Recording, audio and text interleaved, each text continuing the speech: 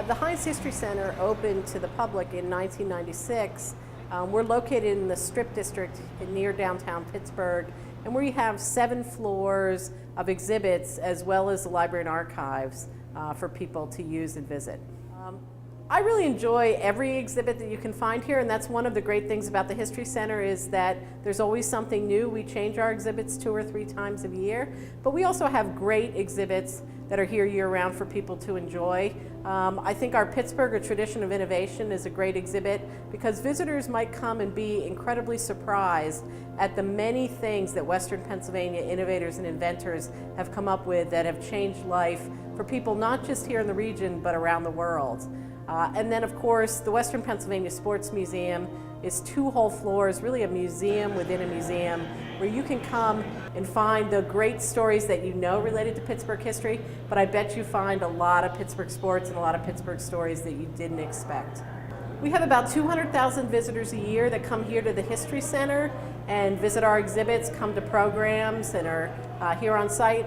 We also have thousands and thousands of visitors that go to our website, heinzhistory.org, and can enjoy videos, virtual tours, and find all kinds of great curriculum and content about the history of Western Pennsylvania. People might be amazed just to visit the History Center itself because, in a sense, the History Center is a giant artifact. We sometimes say it's our best object. The History Center was originally built as the Chautauqua Lake Ice Company. So when you step into the building, you're stepping into Pittsburgh's industrial past.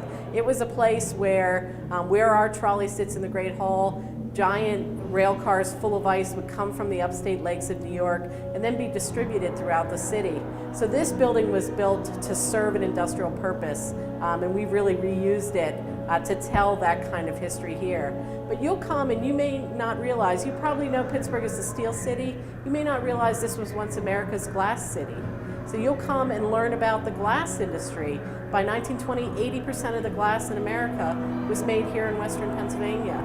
You may not realize that Westinghouse, a name we associate with refrigerators and washing machines, was once a man, George Westinghouse, one of the greatest inventors of all time. So you can come and actually meet Mr. Westinghouse in one of our galleries and learn about the invention of electricity and the development of consumer goods, or the harnessing of power to stop rail cars, his very first invention, the air brake, which changed how goods could be transported around the country.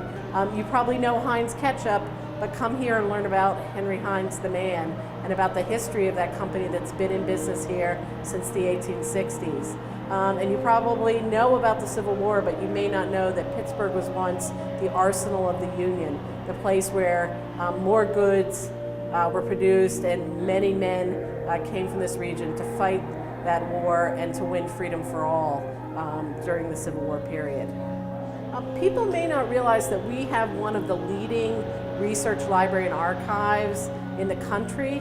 So for students who are at any level or scholars who are doing research on Western Pennsylvania, this is really a place to start at our library and archives on the 6th floor. More than 1 million photographs and just thousands of documents and archives from people, businesses, industry that can really advance their knowledge about the region.